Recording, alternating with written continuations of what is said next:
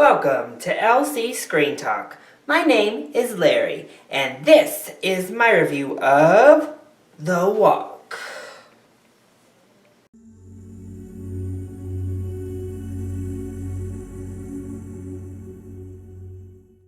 So this week I viewed The Walk in IMAX 3D at a screening, and I was pretty excited just to see if it lived up to what Everest just did. If you didn't know, Everest and The Walk are doing a really weird, unique, new, some would say innovative release pattern where they release to IMAX 3D only for at least a week and a half before they open wide release and you can watch it in just standard viewing.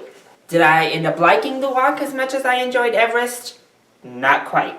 So, let's go ahead and dissect the film and discover why it quite didn't live up to its IMAX predecessor. So first of all, is IMAX viewing warranted in this case? And on that respect, I definitely say yes. This was giving people vertigo in theaters, making them rush out of the theater puking. So obviously it does something correct. And it does utilize the IMAX format really, really well. I mean, those landscapes and scaling up the buildings was absolutely gorgeous. It was breathtaking. And there at the end, they really had you feeling like you were looking over the edge of these gigantic buildings. I also thought for the most part the writing was good. The acting, not as good. And overall, the pacing was a plus.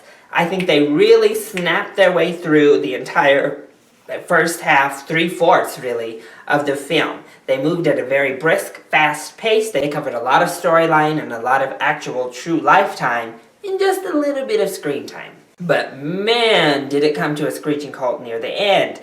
And I think some people enjoyed the whimsical nature at the end. I did not.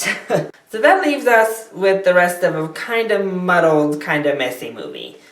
I could not get past how Joseph Gordon-Levitt looked. It just was too distracting for me.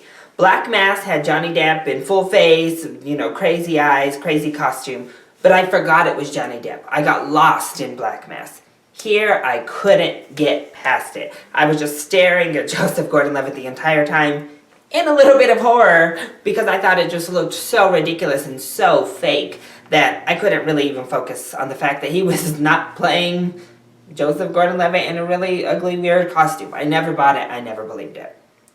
I also hated the narrative format they selected here. He literally just kind of narrates the story straight up talking to the camera as if this is some sort of whimsical documentary. I don't know. It just didn't work for me. I didn't like it. I don't know why they chose to have him standing on top of some building talking to the camera like that about his experiences. It didn't work. It was a very cheap way to do it, and it came across cheap, cheesy, and just bad.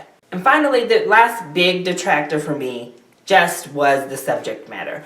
I don't know that I'll ever be able to revisit a movie about the Twin Towers again, if I'm being honest, and especially not one set in this context. I do think they did a wonderful job of kind of paying homage to the towers, and they're never disrespectful about it at all. And really, it kind of is a love story to the towers themselves, as well as to the city of New York.